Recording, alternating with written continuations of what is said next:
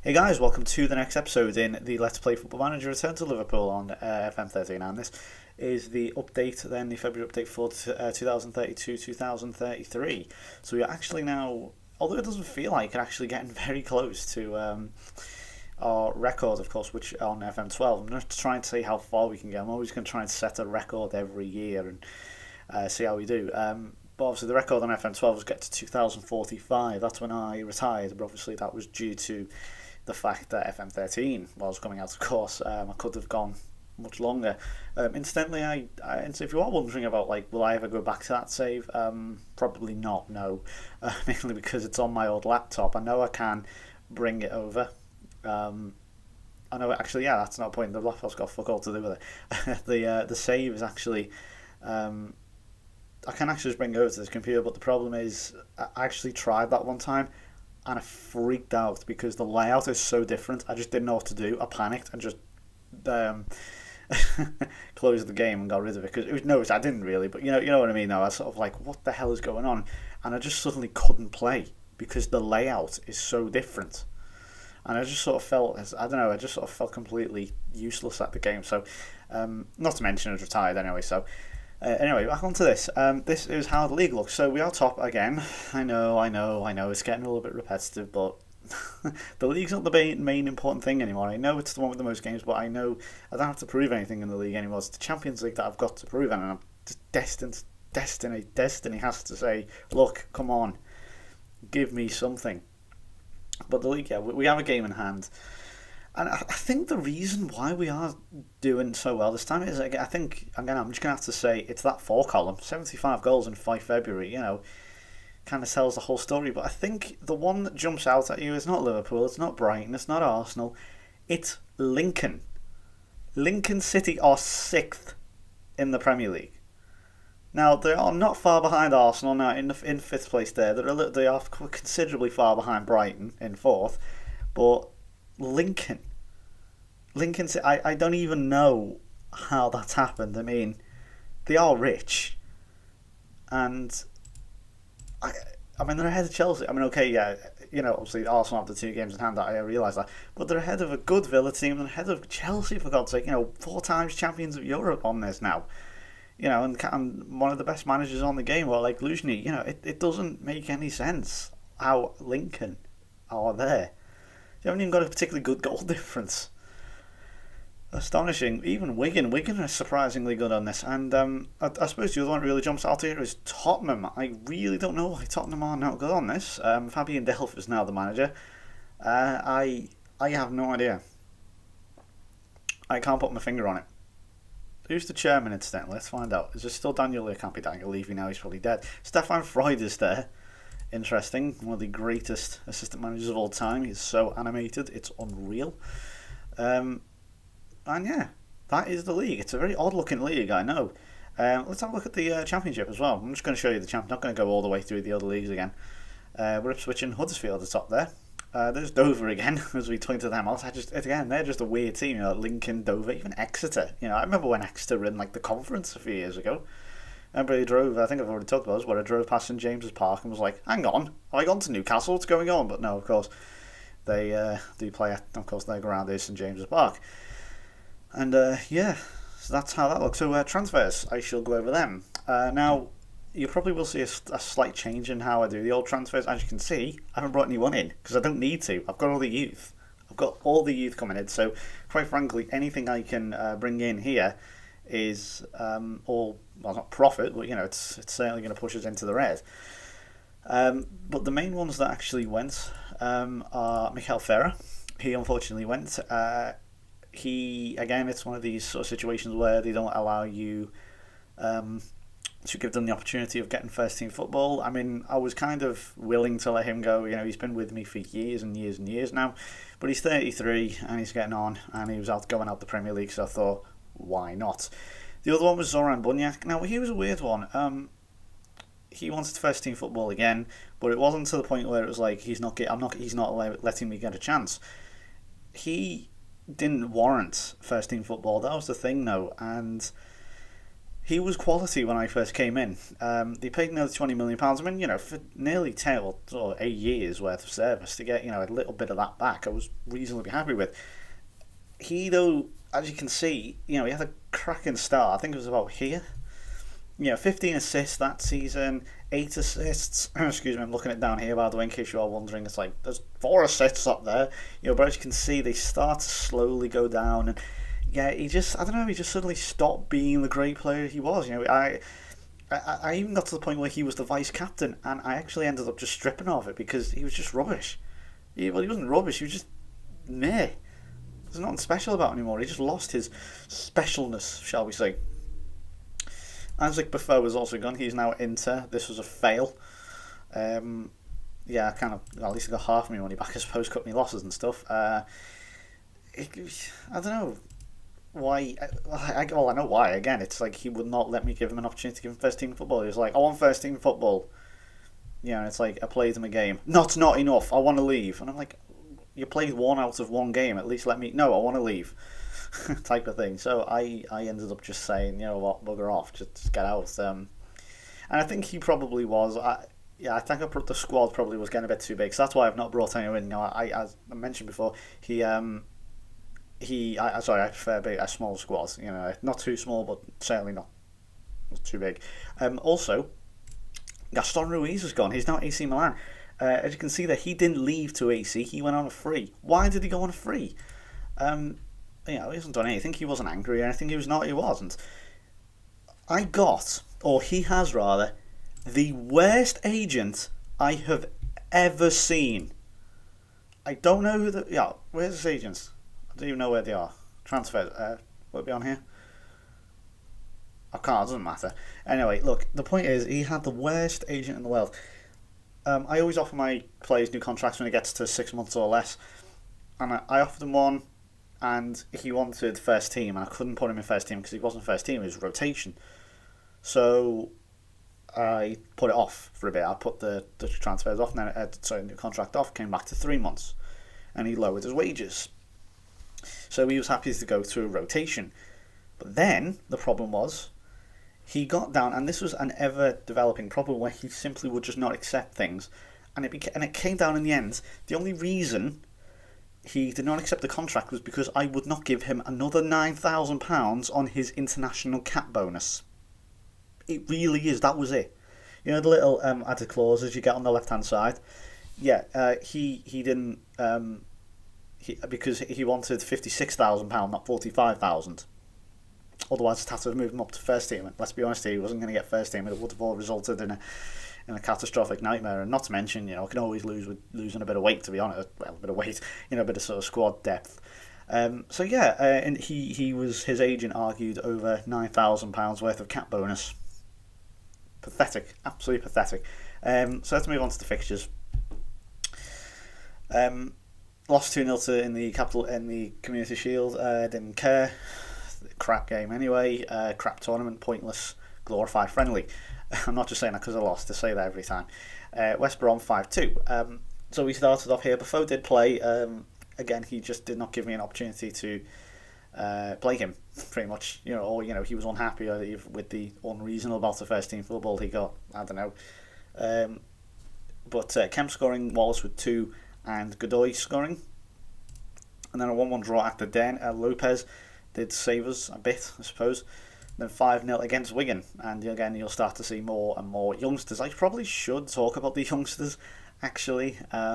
We've got obviously Wallace off the bench there, Goodeve scoring again, Russell and Martinez. I'll tell you what we'll do it at the end, because then what it'll do is you'll get an idea who's the good ones, who's the ones that have yet to make the impact, so to speak. But you're looking at all these names, like who's that? I should probably introduce you to some of them, or at least as of now.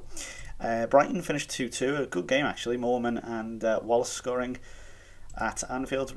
Brighton now, of course, have improved to considerable status again. They are actually really good. Yannick Traore is one of the best defenders, or at least non-centre-back defenders I've seen in the game. He's fantastic. Ronald Custard is still going, yes, he's 34, he's still going. What a player he was. Then we played Olympiacos in the Champions League. This finished 3-2. Luis George, Dario Martinez and El Lopez scoring for us there. Jose Gabriel unfortunately putting through his own net. But this is how it finished. We got drawn alongside Juve and Celtic as well. And once again, Celtic beating Juventus. See, they're good in the Champions League, aren't they? Rings any bells. But yeah, 5 wins and a draw, not bad. Played Juve in Juve Arena. Torre, Wallace and Kostrov with the goals. A great game at Celtic Park, 3-2. Waterhouse with 2 and Igito scoring. Max Woods, former Liverpool player. I did try to hold on to him. Didn't think he was going to be that good. As you can see, I don't know. I really actually liked him. But I thought, he's not going to make it. He wasn't going to. But it turns out he was, as he scored against us. And then we played them again at Anfield, and Kemp and Walker scoring there. Again, I probably should show you a few more of these youngsters before I start the video or start the review sometimes, because you're probably wondering who the hell some of these people are. Fry and Russo scoring then in Greece. And then we'd already qualified, as you can see. We qualified a long time ago. There was no real competition from Olympiacos or Celtic. This was a gimme from the start. These two just were rubbish. But Kemp got us a point in an Anfield against Juve, so not bad. 2-1 against Chelsea then at the Bridge. Lopez and Barry Wallace. I didn't even make any subs. That's very, very rare, but yeah, good game that one. In fact, I'll show you the goals for this. We have, if it loads, come on. We have quarter to 1 kickoff, clearly. I'm just trying to make. There we go. Had a really good start as well. To the game in general. Not for us. Just look at that. Jonathan Wright scoring for Chelsea. A few people have been asking to show the sort of good players in the world. If I remember, because as I had the memory of a goldfish, I'll try and stick that on at the end, or go to like world players or something. No, it's doing that thing where it just doesn't load. I don't know. It's not even as if I can edit this out, because, well, I can actually. Well, I don't know why I don't. Never mind. But yeah, here we go with the first high. I think this is the right goal. Gordon caught in possession, which is unlike him. He's been good this season, actually, Gordon, so far. But yeah, he had a slightly shaky start, as you can see. This Harper guy's pretty good.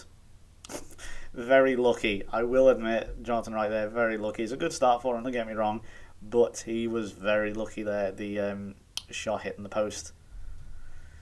He's got to do better than that, I'm sure you will agree. I really should jump to them straight away, but unfortunately it can't, as it's struggling to process the match engine at the moment.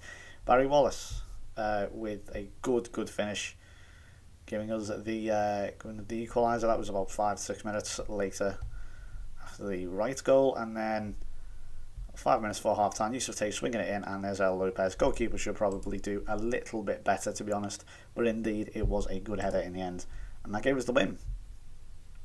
Ruben Juarez again with an outstanding rating. He is just unreal on this. He's so good. Unfortunately, it's not going to be any quad yet again, as we lost to Arsenal in the Capital One Cup third round. Don Goody did score, but once again, Ryan Fry lost without his teammate there, Richard Russell. So he'd like Xavi and Iniesta, they only work when they're not really. Xavi and Iniesta are both brilliant players.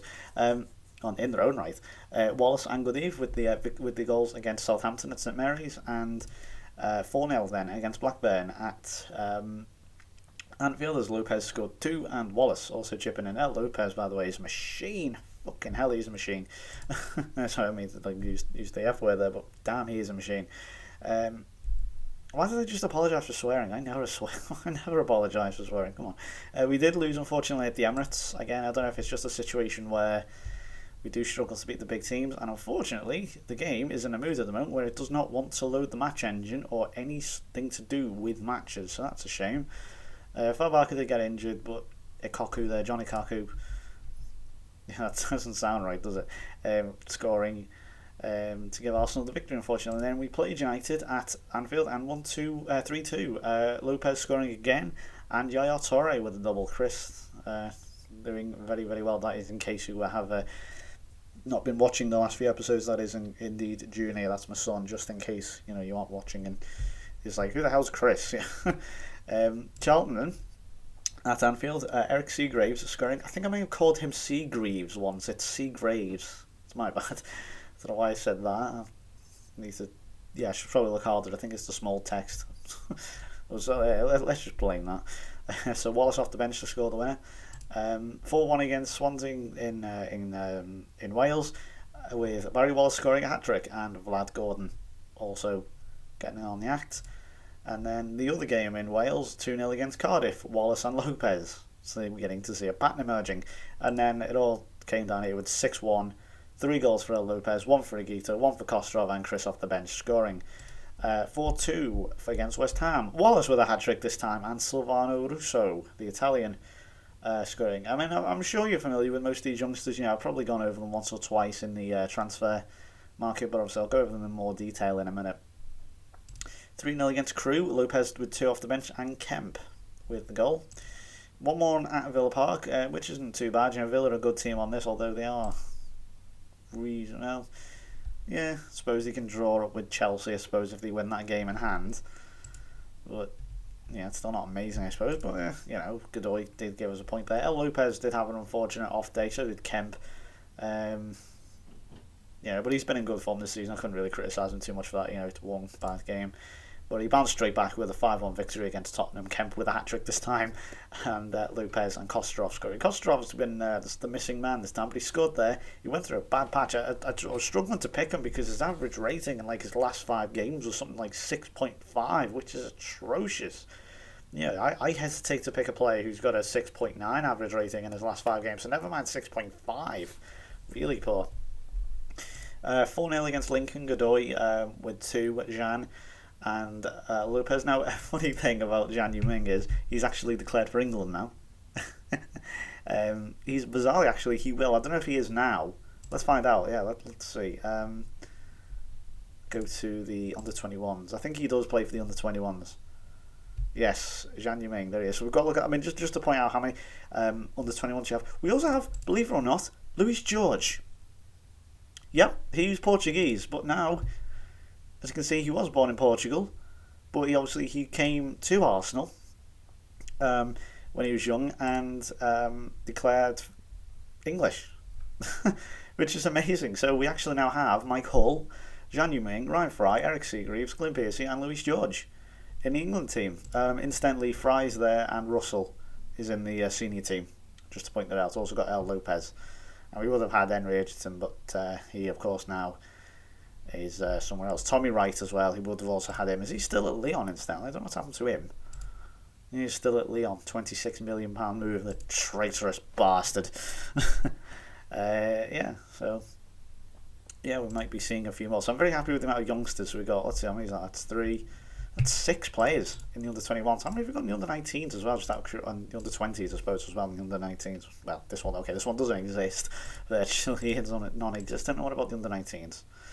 We've got Connor Harrison in there. That's not too bad. This is going to take forever to go back for some reason. It's being very slow and laggy and sluggish. So the wonderfully English Jan Yuming. Sorry, that's great. Sorry. And then we had a terrific game against Man City at the Etihad, or Man City Stadium, whatever you want to call it. Absolutely mental. We got fined for bookings. Kemp scoring 2, Godoy scoring, Tobias Ball, or Bowl, I don't know what the hell his name is, missed a penalty. It was 2. I mean, it usually does have the hard time score, but on FMC it doesn't have that. So, we took the lead through Kemp. I'm not going to play all these goals because we'll be here till the middle of next week, and because how slow it is already. Kemp scored, and that sort of annoyed the Lion, so to speak, and then they dominated for pretty much the rest of the game. But we nearly gave ourselves lifeline several times, but it wasn't enough in the end. But 5-3, great game. Again, struggling at the big boys. 3-0 though against West Brom. At least we don't have any we don't have too many banana skins. Okay, a draw against Villa. I wouldn't really call that a banana skin. That's an even fought. That's a well fought point for them. Glukov, Lopez, and Kemp scoring. 3-0 against Wigan. Wallace, Goodeve, and Lopez off the bench. And then Lopez again off the bench to give us the victory at Millwall. This was the first game in 2033. 4-2 against City in the FA Cup third round. Barry Wallace with 2, Lopez and Goodeve off the bench. Lots of substitute activity. 2-1 at Anfield then against Chelsea as well. El Lopez, 88th minute. Check this out. I'll have to show you this one. McDonald again scoring against us. I mean, it's like, why? Is it going to load? There you go. Again, it's like, why can't we do this in the Champions League final against, or the finals against them? There's Russell to Wallace. Lopez, what a good pass. And a lovely floated finish there from Lopez. Oh, it loads it now. Okay. But yeah, Paul McDonald once again scoring against Liverpool, as he always does. And then, unfortunately, we couldn't take 4 points off Brighton again. We had another draw with them this time at the Amex. Lopez scoring again. How many times has he... Seriously, how many games has he scored in a row? How many? Seriously. So from Boxing Day, he scored against West Brom, obviously. He scored against Wigan. Scored the winner against Millwall. Scored against City. Scored against Chelsea. Scored against Brighton. Didn't score against Wickham, although he didn't play. So that one doesn't count. Yeah, played Wickham. And they held out amazingly. I'm trying to think, was their goalkeeper like man of the... I'm sure their goalkeeper was like man of the match. Oh no, there's Alan Liversedge. Remember Francis Liversedge from FM12? He was a good little young player, wasn't he? Well, here's another one. As you can see, their defence was rock solid. They were very, very good, actually. And they held out, so fair play to them. Southampton, 4-0. This time, Lopez didn't score. Agito got two. Well, I think it's Agito, or is it Agito or Agito? I think it's Agito. He's Welsh, so I'm going to say Agito. Yusuf Tate and Barry Wallace with the goals. 3-0 against Blackburn. So as you can see, we're not tripping up against, as you might expect. It's like trip up against the sort of banana skinny type clubs. Oop, that's what happened there. But we are, still losing, to likes of City and Arsenal away, which does need to be corrected. But Wallace again and Lopez scoring, you get to see. But now here we go, 6-2. We did eventually wrong the rights of the first leg. The first game, and took them to a replay and hammered them. Glyn Pearcey scoring a hat trick. Now he was very guilty. If you look in the first game, he has a 6.7 rating. Quite frankly, he was worth less than that. He was atrocious. He missed several good opportunities. Not good either. I think that's a bit harsh. He weren't that bad, but he was bad in this one. But he made up certainly in this. He scored a hat trick. So fair play to him. And that's you're now bang up to date. So we play Schalke again. I think that's how many times have we played Schalke? We played them last season. It's either Schalke or Sporting. We played them again in the previous seasons. This is 3 years in a row. Yeah, 3 years in a row. 3 years in a row playing Schalke. Unbelievable. So yeah, that's not. So I'll go over. Firstly, we'll go over the league goal scorers because we both have Lopez and Wallace. Remember Jean Avia? Yeah, he's already got 17 for Lincoln. He's the main reason why. Antonio's a good little player for Manchester United. He looks very good. Also got Michael Duffy again for Brighton. I think again a player I thought, who's this guy? And he's actually come in and done really, really well. Reynard, I can't believe this guy's still going. I brought him in. I thought, nah, he's shite. He does appear to have slightly derpy eyes though. I don't know about you, but they do look a little bit derpy. He's French, I suppose. Lopez also have 10 assists. Hernandez did get himself sent off. Hernandez has had a poor season. He's not been that great. I mean, I know that form looks decent, but he's usually been a lot better than that. He's I'm talking average rating of 8 every game. Ruben Juarez again up there. Wallace, Glukov, Lopez, Godoy, quality player. Godoy, vastly underrated him actually. He's very, very good. He's only 24 from Argentina. Excellent player.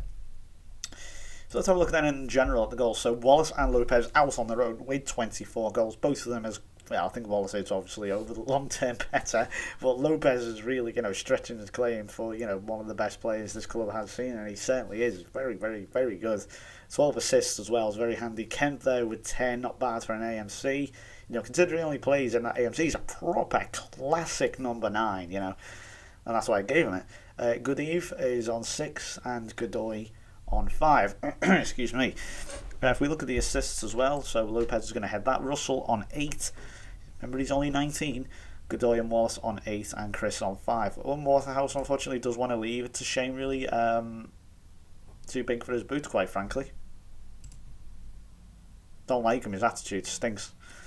One thing I would like to say though about the players on this is not necessarily the personality I want to discuss now. I'd like players to just generally be more aware of their surroundings. It's like a 19-year-old coming into a team that, coming into a championship winning team, a team that is, in the Champions League. He demands first team football. Now, I have a player here, left midfield, attacking left mid, who also plays attacking left mid, Barry Wallace. Come on. You're not going to get... I know, I can obviously give him an opportunity, but he should realise that he is arguably not going to get in front of him too many times, is he? Let's be honest here. And I think that is where, a little bit of common sense should come in now. It's like, oh, come on. So, yeah. I'll talk about these young players then. To go over the transfers, to make up for the lack of transfers. So firstly, we have Mark Scullion, who has only just come through the young team. His eyebrows are considerably darker than his hair. That's not good. That's not a good sign. 4-star potential. That's very, very good. He's a right back, and he's from Chester, and can also play left back and right midfield. Okay. Then we have Dario Martinez, who's come in and looked very, very good. 5-star potential midfielder and an AMC as well. I brought him in from Montpellier for £6.5 million. Again, one for the future. We're looking forward to him. Mike Hull does have red hair, but never mind. He's from Walsall. Came through the youth academy, can play at centre back or right back. And obviously he's been on loan and stuff. I can't underestimate how vital loans are. Do them. Eric Seagraves, 18 years old, from Crosby, which again is in Liverpool. How do I know that? That's because that's where I live. Yeah, he looks good. Looks a little player. 4-star potential, I think he is. Sorry, 4.5-star potential. Connor Harrison is another one, 4.5-star potential centre back from Salford. Ryan Fry, you'll know about him. Silvano Russo. Italian, I brought him in from from Inter for 1.4 million. Luis George, who brought in from Arsenal for 14. I know, slightly stupid. Glyn Pearcey. Not the best player in the world, but he actually is not acting like a 2.5-star player. Let me tell you, he's acting more like a 4-star player. He's quality. Came in and totally destroyed Olympiacos one year in the Champions League. I was like, whoa, who's this kid? And then we got at left back Juan Cortana, or I think I'm going to say it's a first sound as Spanish Zs often are. He looks amazing. Zhang Yuming, 19 years old, England under-21 captain. 4.5-star, looks amazing. Centre back, I think our centre backs are fine for the next few years. Richard Russell, you all know about this guy. World Golden Boy, which is basically young Golden Ball winner, 2 times in a row, I believe he has. He's been in the first team. He's only 19. Yeah, he's made 50 caps or 50 appearances already for Liverpool. Looks great. Really, really excited from Bootle as well, so I'm going to be probably handing him the 23 shirt. I like Jamie Carragher. Boccolini, 20 years old, gone down a bit, not that great actually, might get rid of him. Carlos, young goalkeeper, back up, 2.5-star, decent to have. Kyle Edgehill's another 2-star goalkeeper. I don't know which one, I'm deciding which one to keep hold of in the future. Kyle Legita, you all know about him. Farbach, you know about him. And really downwards, I think you know most of these now. Wes Lenor, he's another, I'm really excited. I've got 2 genuine world-class left-backs. Now, I've talked about, how difficult it is to get wing-backs or just left and right-backs. And I think I've got some quality ones here, and generally most, Lenor, they did spend a bit of money on to get him from Lyon, I think. And Corthana came from, where did Corthana come from? I think he came from Barcelona, Castilla. 1.1 million. Looks a great player. So yeah, that's that. We'll go over the world now. Let's go over the world. Let's see top players. Some of the absolute top players then. Okay, we'll just use this list since it's easier. Incidentally, this is how the world look. This is how the world rankings look. Spain still on top. Switzerland have broken in, which is strange, but they do have Philippe Mason. This guy plays for Chelsea. Quality player. Czech Republic are into there. Croatia, Mali. Well, there you go. And yeah, this is how the major clubs look.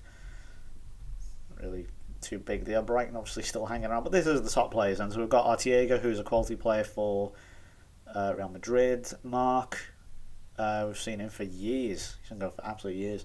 Torsten Kraft, he appears to be the new Vincent Kompany. Well, he's only 22. Look at that. Good God. Looks like a good player at Man City. Rafa Ribeiro's quality player. Juarez obviously is in there. There's a Jefferson. Blanco. I mean, obviously Real Madrid have to have a player called Blanco. I think that is, and he's a number 9. I think that is pretty obvious. They just have to exist. And yeah, they are the top. They are the top players apparently, according to the game. Obviously, I can't click anywhere else. They're the big list, but as you can see, Real Madrid have a few of them. We've obviously got Juarez, who I can't believe I signed on a free. On a free. Real Madrid, you missed out big time there, boys. Oh boy. And I think that's it really, to go over the big players. Managers, I suppose. Yeah, alright. Go on, we'll show you who the managers are like more outwardly. Just try to make that guy, I'm not going to attempt to pronounce his name, is the manager of Real Madrid. Tito Villanova is the Spanish manager. Conte is the Barca manager. Pep Guardiola's gone to Italy. Thiago da Silva is a regen. Oh, so someone else. You can't tell with some of them names. Who else have we got? Let's see. I think most of these might be regens actually, or just randomly generated people who, yeah, not even regens, just random. There's Kiss, Koulibaly's. Oh, I thought he was a manager or something then. Ter Stegen there. Ter Stegen is the Dortmund manager. That's an interesting one. Lewandowski. Oh, I thought that was Robert Lewandowski. Then I was like, what? Corsia is Sebastian Corsia. What the hell? God, genuine talent, according to a few of my friends. Genuine talent is the Benfica manager. Tommy Smith, is that the? Does he play for Watford, is it, or wherever he? Yeah, Ipswich. Yeah, Tommy Smith is the manager of New Zealand. So I played to him for that. There's Kaku, unemployed at the moment. Davide Astori's now gone to Porto. Elvis. Petrescu's now at Bayern. Di Matteo's at Inter. Sirigu's at Lyon. Wow. Salvatore Sirigu. Paris Saint-Germain, right to Lyon. Heitinga, as we all know, is Arsenal. City at Simeone. Goncharenko's now at Juve. Deschamps is at PSG. Any more? Let's see. I think that really. Yeah, then you're getting into like just random shite now. Yeah, I think that's about it. Okay, let's see if there's any more countries. Gonzalo Gonzalez. It's got to be a fake name, surely. He's the manager of Argentina. So there you go. That's just a little roundup then of everything. As you can see, there are plenty. Actually, there's only 4 injuries. That's not too bad, actually. I'll let you off this time, game. So thank you for watching. I'll be back then with the season review for 2032-33 very soon. So thank you for watching. Goodbye.